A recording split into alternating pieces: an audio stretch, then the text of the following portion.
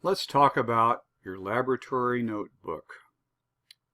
Talk particularly about the kind of lab notebook we expect you to use, the best way to use it, and that includes some hints from prior users.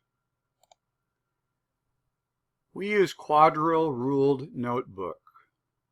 The lab notebook used in our chemistry classes is hardbound and Quadrille ruled.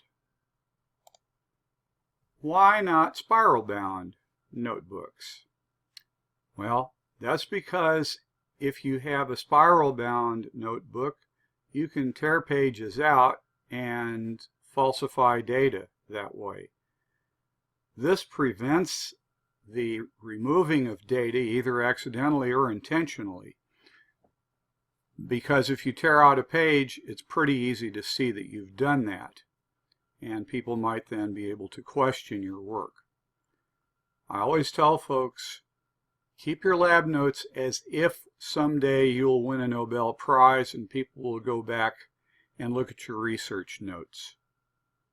That's an unlikely situation, but it really helps you to protect your integrity. Why do we use Quadrille ruled notebooks?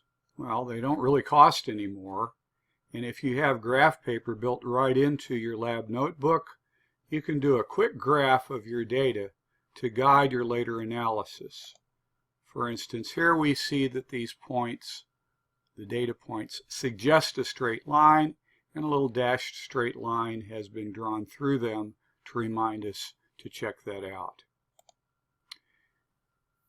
The table of contents is extremely important because you need to find your lab data easily, and if you've organized it by means of a table of contents at the beginning, the first few pages, then it's fairly easy to find your lab data when it's ready for writing up a report.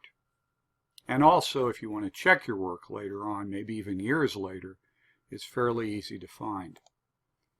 Then, of course, be sure to put the page number on each page and cross-reference that with your table of contents. And you can put it either at the top or the bottom. And you always want to put the date that you entered the data or performed the lab, such as you see here. When you enter information, you must write legibly. Not only you, but someone else needs to be able to read it later. If your handwriting is hard to read, then print, and print carefully. And before you leave the lab, ask your partner to check your data entry to see that it's legible and identical to what the partner has written. So here we see gas pressure and temperature carefully written. And abbreviations are fine if there is only one possible interpretation. Then you enter your data in tables, and you put the unit that you're measuring the data in right below the title on top of the table.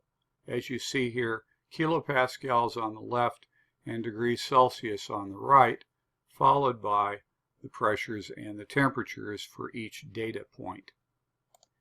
Watch for significant digits. In this case, the first reading has two significant digits, 0.0, and the others have 3.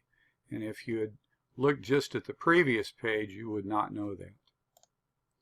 Then summarize what you did and put it in lab manual references if you have those references.